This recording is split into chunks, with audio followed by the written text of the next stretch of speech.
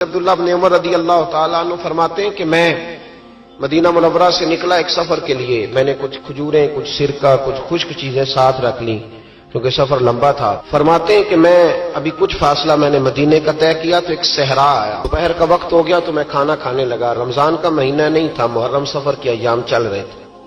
میری باتیں سمجھ تو آ رہی ہے نا آپ حضرات کو؟ سب کو آ رہی ہے؟ اللہ آپ کو جزا عطا فرمائے. کہتے میں دوپہر کے کھانے کے لیے وہاں رکا. میں نے وہ کھجوریں نکالی، سرکہ نکالا، کھانے لگا تو ایک چرواہا بکریاں چراتا چراتا آ گیا. وہ نوجوان تھا، اس کے چہرے پر میں نے بڑی روشنی دیکھی. غریب آدمی تھا، بکریاں چراتا تھا.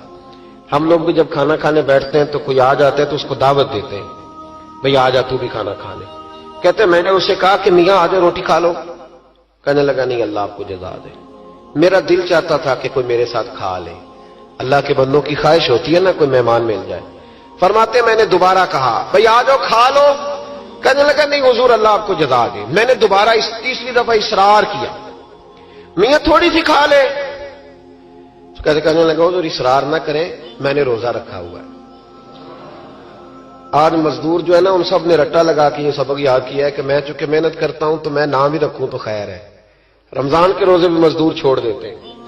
اللہ کسی شخص پر وہ بوجھ نہیں ڈالتا جو وہ اٹھا نہ سکے. رب بندوں سے پیار کرتے، اسے پتا تھا انہوں نے مزدوریاں کرنی ہیں. مزدور روزہ رکھ کے دیکھے، وہ دیکھے اسے کچھ بھی نہیں ہوگا.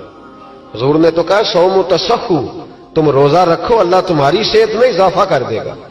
یہ تو تندرستی والا کام ہے. کہنے لگا حضور روزہ رکھا ہوا ہے. حضرت عبداللہ ابن عمر رضی اللہ تعالیٰ عنہ کہتے میرے دل میں خیال آیا پتہ کروں کہ صرف روزے دار ہے کہ نیک بھی ہے. صرف روزے دار ہے کہ نیک بھی ہے؟ صرف نمازی ہے کہ نیک بھی ہے؟ صرف حاجی ہے کہ اللہ سے بھی ڈرتا ہے؟ ذرا دیکھوں تو صحیح، آزماؤں.